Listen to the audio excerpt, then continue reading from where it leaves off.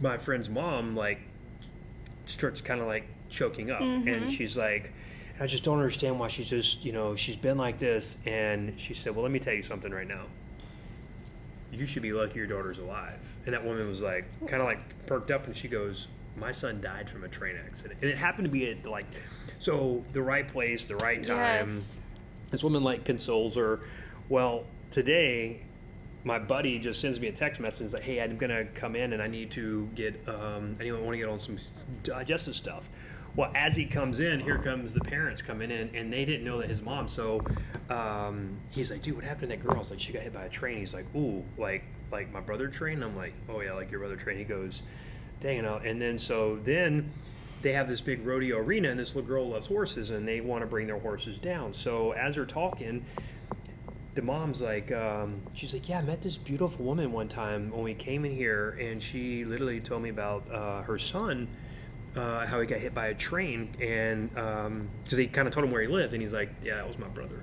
And she was like, wow, what? And God it was, really set that appointment up. I see this every day, which is why I know for a fact that God works in our clinic, because I just watched this. He randomly came into my clinic. Like, literally, I was sitting there, and he sends me a message like, hey, can I stop by and by the office? And he just, as he comes in, here comes his family, and he lost his brother, and yet this girl survived a train accident, and it was just, they met again, and they didn't realize, but they share a same common thing, and they share horses. Wow. There's a lot of horse people at your place. Yeah, I have a lot of big rodeo, lots of rodeo people. It's just because we don't average, so it's like people basically find us because it's a community, and we kind of you get the CRPS people. Yep, I get that. And this morning I've got a message from one of the doctors in Australia, and she's like, "Hey Kyle, do you know anything about CRPS?" I'm like, "Yeah, it's mold." She's like, "Really?" I'm like, "Yes, that's what it is." Is this recording? Mm-hmm. I feel like the I don't know, like, people tell me like what's wrong with them, and I'm like, did you test your house for mold? There's an acquaintance of mine, and she follows my Caring Bridge page that I've kept for Brooke, and her daughter has EDS, and she messaged me that that she's not able to eat. She's not tolerating the Cape Farm shakes, and I said, you need to test your house for mold. And I said, and you probably need to call Dr. Kyle.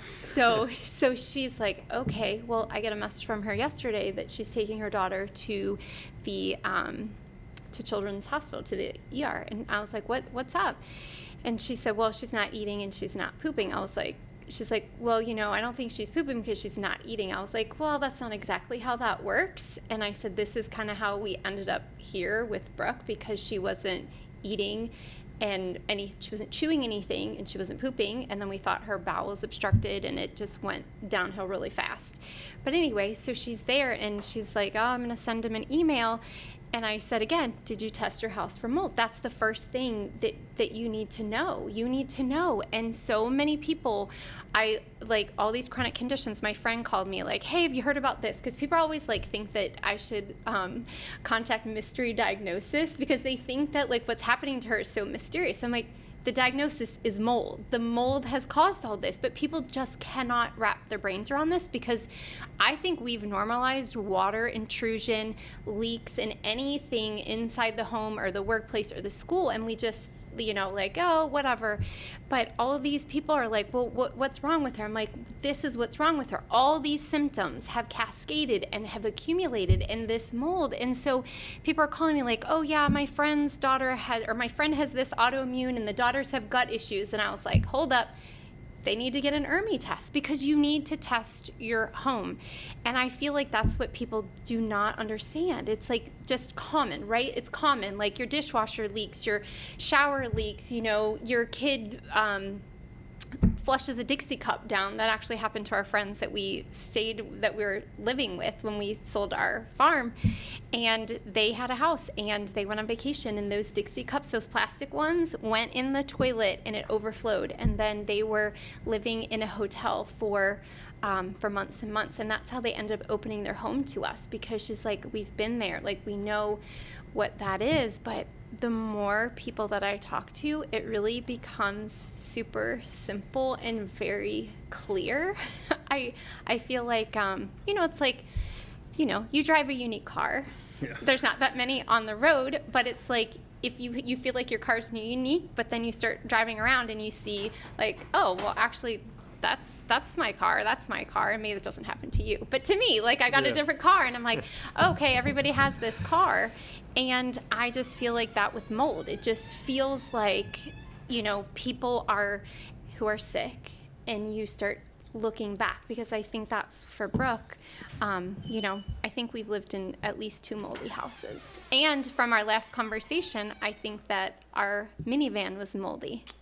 Yeah. Because Brooke would get in this car and go nuts. And you were talking about the patient with the kid in the car and the dad that was a pilot, and how the mold was in the car. And I was in an accident that totaled that minivan. And that was before we got a farm. And I thought, God just knew we needed a vehicle that would, tow trailers and all these things that we had in our life going forward. But I really think that our minivan, it came to us pre-owned. I don't know what happened to that. It happens a lot. So the crazy story is, I get this kid. So the dad, they bring this kid to see me, and he was having developmental delays. Like most of these things typically start is that there's a history. These kids normally had inner ear infections as a child, maybe colic or eczema. Maybe they had really bad allergies. They could have had eczema. Or maybe these kids just didn't crawl. They literally just went straight to walking. Or maybe they started talking a little bit late. Maybe like 16 months, 2 years, they start actually saying their first words, which means that developmentally there's something going on. And the worst thing that I hear is when a parent tells me that their child's having developmental delays, and they go to the pediatrician, and the pediatrician tells them, don't worry, your baby's just a little bit lazy. Every child develops differently, and they go at their own pace. And, to me, I find that very intriguing, because when you look at a developmental neurology book, or you read pediatric books, that there's actually milestones set for a reason. And what's happening is we're actually normalizing abnormal pathology. So if your child doesn't hit a milestone, there should be an alarm sign that says, hey, maybe you should go to a pediatrician. You should go to Dr. Kyle, you should know by now that they're not. What I have found is you go to an MD, and I am not at all disparaging doctors. This was their training. They practice out of the way that they were trained, and that's it. That's all that they know.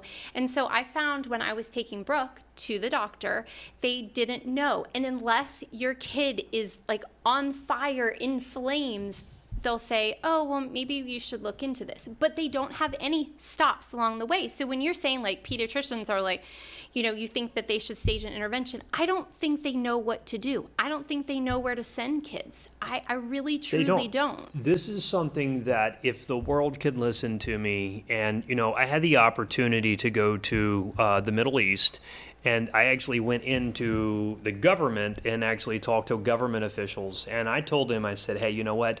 I feel that if medical doctors or pediatricians or chiropractors, osteopathic doctors, that if when we see a child come in, if they would actually assess their primitive reflexes, these infant reflexes that are supposed to go away, and if they can actually check these and they see that these children have a retained reflex and they pass that age that reflex should have integrated, then that kid should automatically be sent into actually a PT, an OT, early step intervention. And I believe that if we can do that, we can probably reduce drastically a lot of neurobehavior disorders, and also all these kids with potentially immunocompromised, because the brain inherently, there's something going wrong, and the brain controls everything. It controls the vagus nerve. It controls how you absorb nutrients, how you detoxify, what stabilizes your blood sugar, how you're going to absorb nutrients, and also how you pump blood flow to the brain.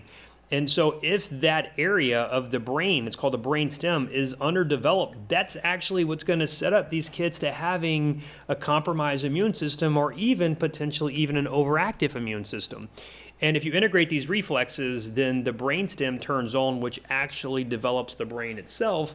And that right there could be life-changing for these kids, because now, the brain's actually being developed now. And then parents know that, hey, your child's a little bit delayed, so maybe your child might not actually speak as clearly as they should. I had developmental issues. Last time I talked about, I had a speech impediment. My parents, we lived in a very old house while we were building a house, and so I had chronic allergies, and then supposedly I had food sensitivities that no one knew. So I was medicated till I was 18 years old, and then when I actually started studying, I'm pretty much self-taught.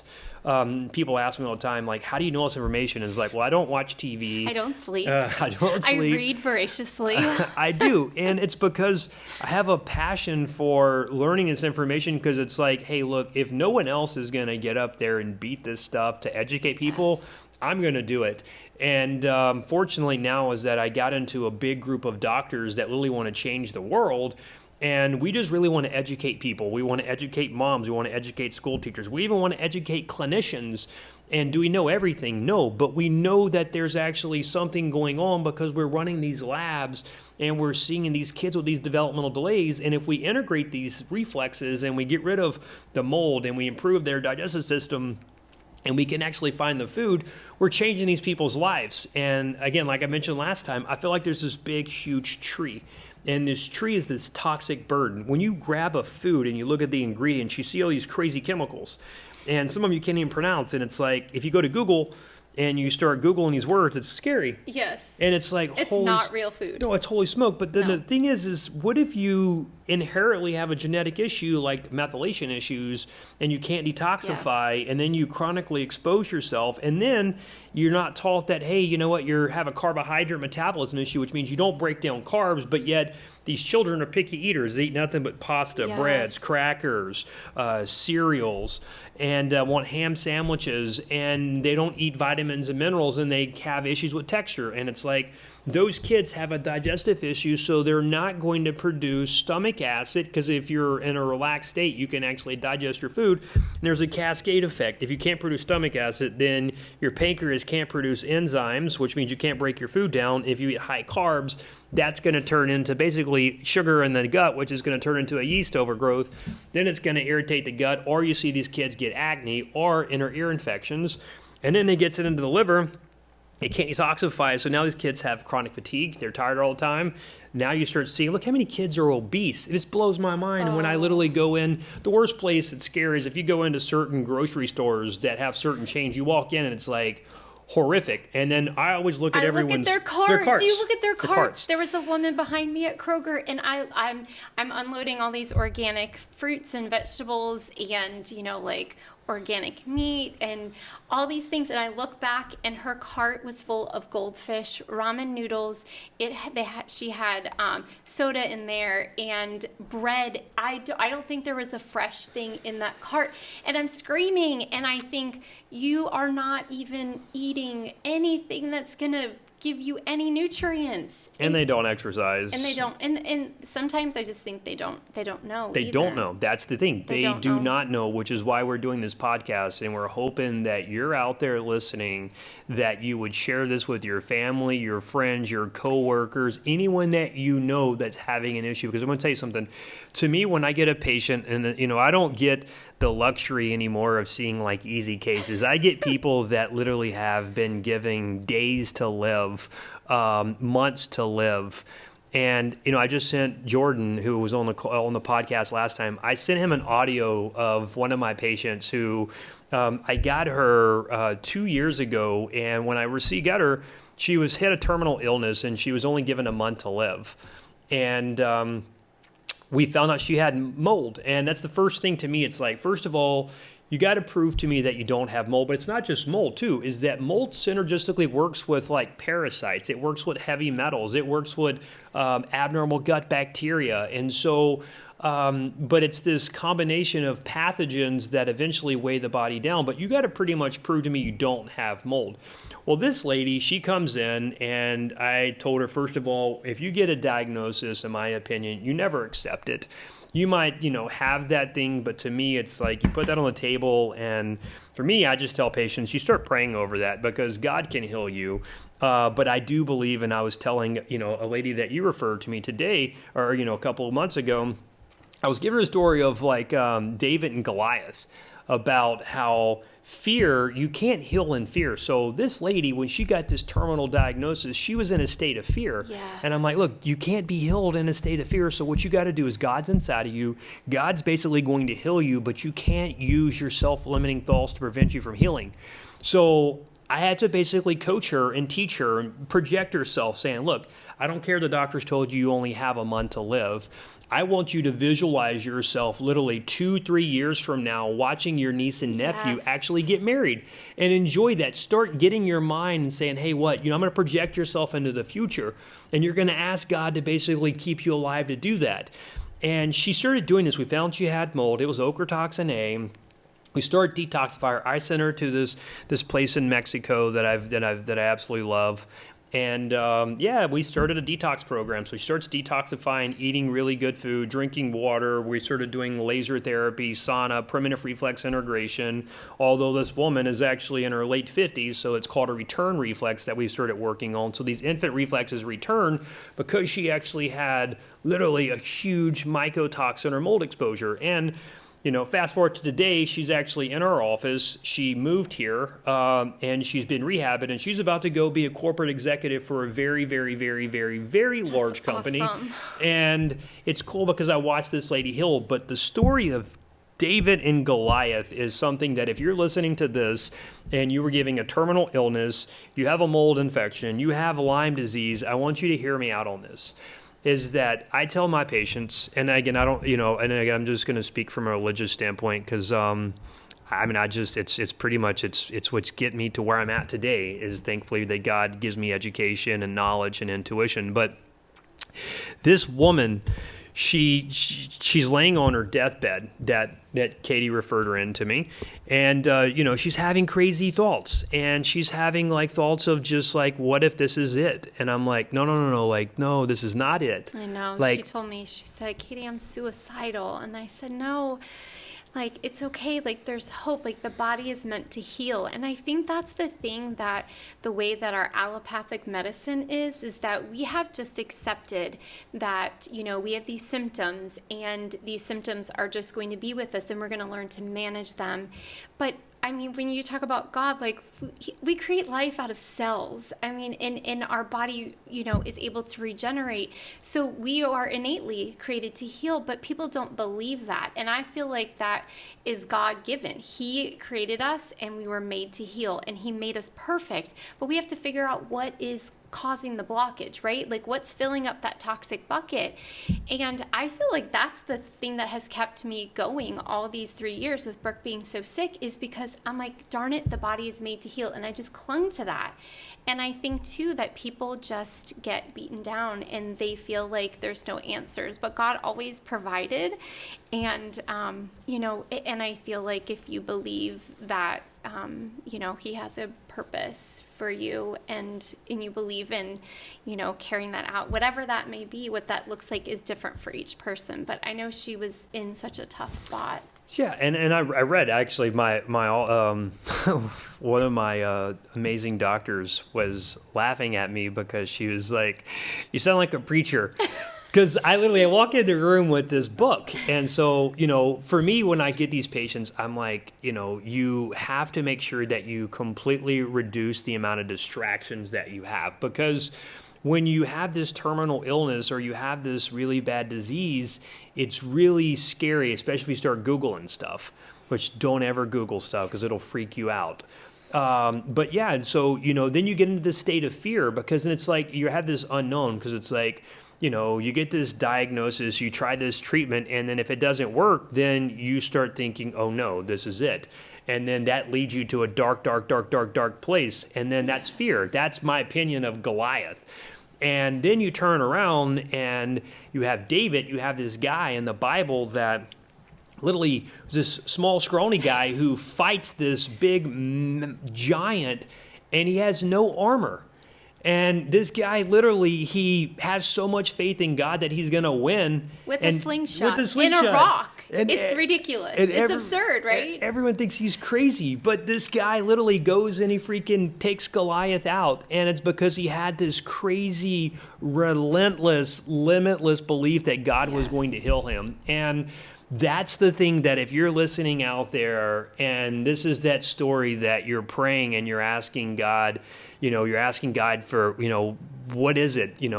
Where do I go next? And this could be it, is that maybe that you have a mycotoxin exposure, which is a mold exposure, and that could come from water damage in your roof. It can come from water damage in your bathroom, water damage on your carpet, your windowsill, in your vehicle. It can come from your school. It can come from your work. Your basement, depending on what part of the country you live in.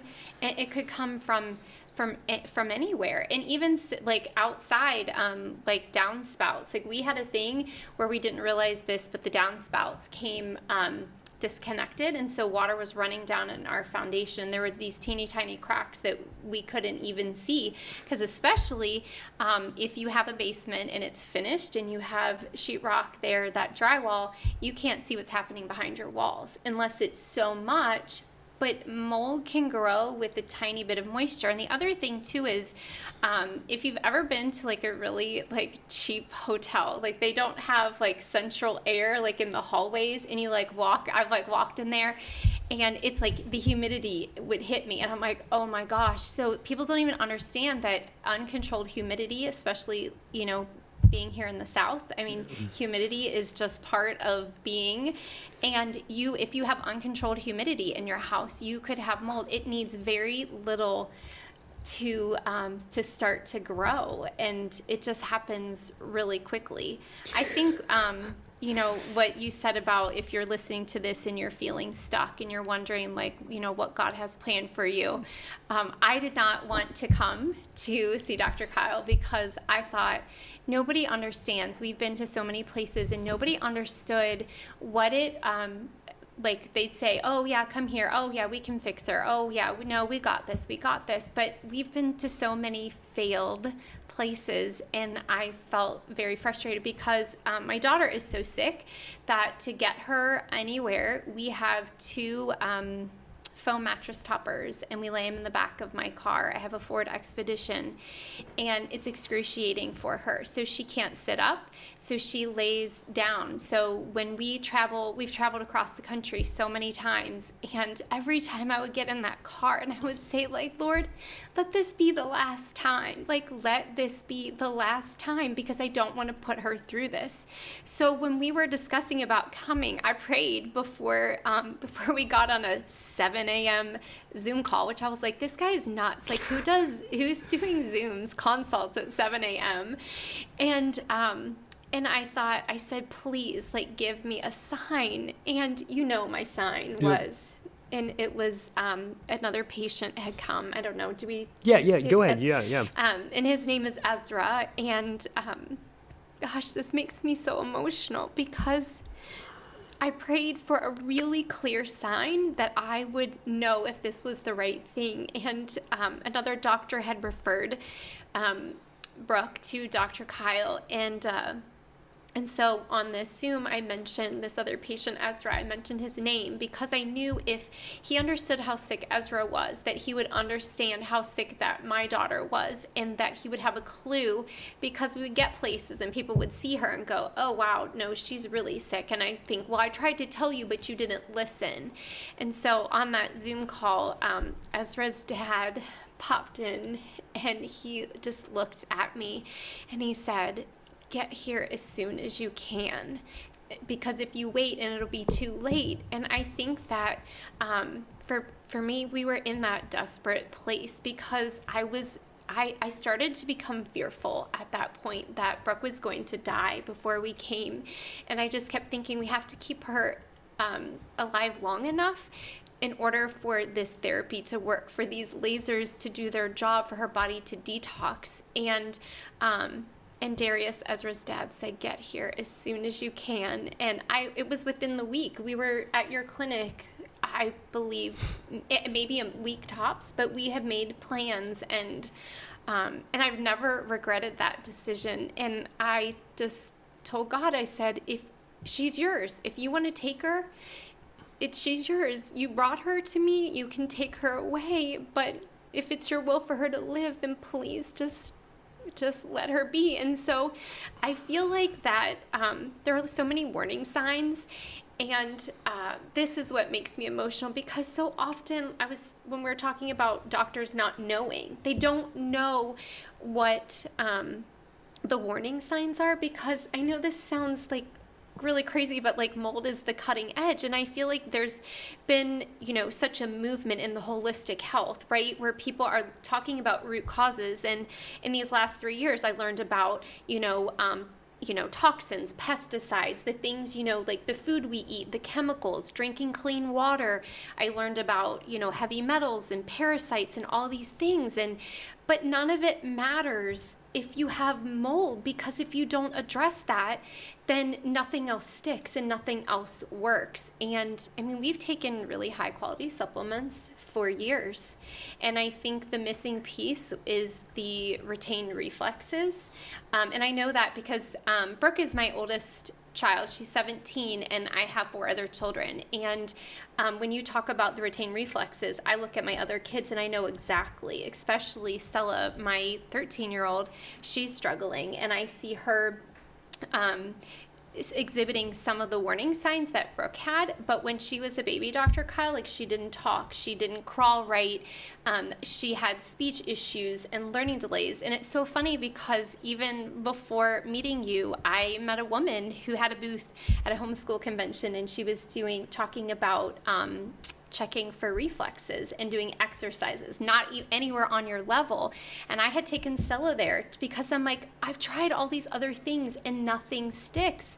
And I see all these health practitioners out there, and they're doing good things, but I feel like they're missing that really big piece that you have that starts at the root. I mean, we talk about root causes, the brain. I mean, that's where everything is happening. And so when you try and treat these symptoms of pain, Brooke has nerve pain. Well, we tried treating the nerve pain. That doesn't work. If you have a gut, we have taken supplements for gut issues, but your gut and your brain are connected. So if your brain's not right, your gut's not going to be right. I mean, so like we've chased all these little minor details, I feel like, and that's one of the things that I feel is so important for people to know, is that you have to see the whole picture. And I feel like you connect the dots, but mold is on the top of that list. And now that I know what I know, I can't unsee that. I can't unknow that. And I look at all these conditions that people have been living with and in homes and, masking symptoms, and they think there's no hope.